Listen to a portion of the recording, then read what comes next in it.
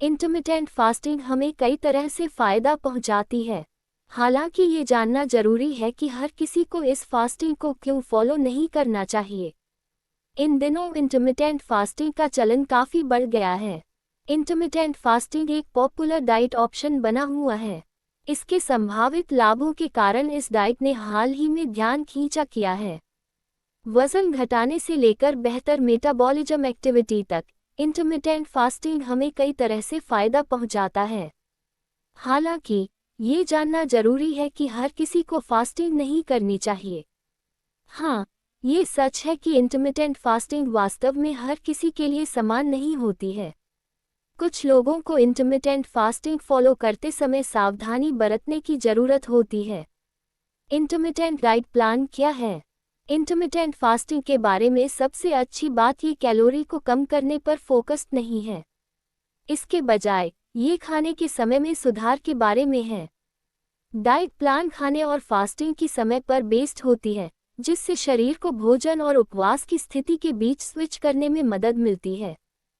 Fasting period अलग अलग हो सकता है, जिसमें 16/8 विधि 16 घंटे तक उपवास करना और 8 घंटे की अवधि के दौरान खाना और 5 दिनों तक सामान्य रूप से भोजन करना और लगातार 2 दिनों तक कैलोरी सीमित करना शामिल है। कुछ लोग तो हफ्ते में 1 या 2 बार पूरे दिन का खाना भी छोड़ देते हैं। इंटरमिटेंट फास्टिंग के फायदे। ये डाइट कैसे मदद करती है? इंटरमिटेंट फास्टिंग वज़न कम करने का एक शानदार तरीका है। खाने के लिए उपलब्ध समय को कम करने से बॉडी एनर्जी के लिए अपने स्टोर किए गए फैट का उपयोग कर सकता है, जिससे शरीर एक्स्ट्रा किलो वज़न कम कर सकता है। फास्टिंग पीरियड इंसुलिन सेंसिटिविटी को बढ़ा सकती है और सूजन को कम कर सकती है। इससे डायबिटीज से जूझ रहे लोगों को मदद मिलती है। कुछ अध्ययनों से पता चलता है कि इंटरमिटेंट फास्टिंग से हार्ट हेल्थ मार्करों में सुधार हो सकता है, जैसे कोलेस्ट्रॉल लेवल और ब्लड प्रेशर को कम करना। इंटरमिटेंट फास्टिंग सीखने, मेमोरी और कॉग्निटिव फंक्शन से जुड़े प्रोटीन को बढ़ावा देकर मेंटल हेल्थ पर पॉजिटिव इफेक्ट डाल सकता है। इंटरमिटेंट फास्टिंग किसे करनी चाहिए? जबकि इंटरमिटेंट फास्टिंग कई लोगों के लिए फ़ायदेमंद हो सकती है, कुछ व्यक्तियों को कुछ परिस्थितियों में इसे सावधानी से करना चाहिए या इससे पूरी तरह बचना चाहिए। पोषण विशेषज्ञ शिखा गुप्ता ने बताया कि इंटरमिटेंट फास्टिंग एक वेएबल अल्टरनेटिव नहीं है। इंस्टाग्राम पोस्ट में उन्होंने लिखा, हेल्थ प्रॉब्लम्स से जूझ रहे व्यक्तियों के लिए ये एक अविश्वसनीय समाधान हो सकता है। हालांकि सावधानी से बरतना और नीचे बताए गए कारकों पर विचार करना जरूरी है। 1. अगर आप लगातार एसिडिटी से जूझते हैं। पोषण विशेषज्ञ ने कहा, अगर आपकी आंत सेंसिटिव है और लगातार एसिडिटी से जूझ रहे हैं, तो लंबे समय तक फास्टिंग करना आइडियल नहीं हो सकता है। संतुलन बनाना जरूरी है जो आपके लिए काम करता है। 2. शरीर में कोर्टिसोल इम्बैलेंस होने पर। पोषण विशेषज्ञ शिखा ने कहा, हाई या लो कोर्टिसोल लेवल वाले व्यक्तियों को डाइट को प्राथमिकता देनी चाहिए, खासकर जागने के 1 घंटे के भीतर।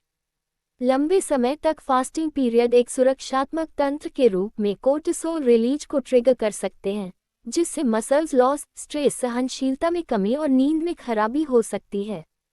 3. अगर आपको थायराइड की समस्या है। थायराइड की समस्या वाले कुछ व्यक्तियों को इंटरमिटेंट फास्टिंग से लाभ हो सकता है, कुछ को नहीं। ये सभी के लिए अलग काम करता है। न्यूट्रिशनिस्ट ने चेतावनी दी कि तनाव से होने वाली थायराइड की समस्याएं आमतौर पर रुक रुक कर उपवास करने से बिगड़ जाती हैं। उन्होंने आगे कहा, अक्रियाशील थायराइड फंक्शन को रेगुलर इंटरवल्स पर आइडियल रूप से हर 3 घंटे में कार्ब्स, प्रोटीन, फैट और जरूरी सूक्ष्म पोषक तत्वों वाले बैलेंस मील को सपोर्ट करने की जरूरत है। वज़न घटाने और ऑल ओवर हेल्थ के लिए इंटरमिटेंट फास्टिंग निस्संदेह फायदेमंद है। आपको पता होना चाहिए कि डाइटिंग का कोई एक समाधान नहीं है जो सभी के लिए उपयुक्त हो। इसके अलावा अगर आप हेल्थ प्रॉब्लम्स से जूझ रहे हैं, तो इस डाइट को फॉलो करने का निर्णय लेने से पहले एक हेल्थ प्रोफेशनल से सलाह लेना सबसे अच्छा है। मेथी के बीजों का इस तरीके से कर लीजिए सेवन, गायब होने लगेगी पेट की चर्बी और एक्स्ट्रा बॉडी वेट। मैं आपको अगले वीडियो में बताऊंगी। अगर आपको जानकारी पसंद आई तो वीडियो को लाइक, शेयर करें और चैनल को सब्सक्राइब करना न भूलें।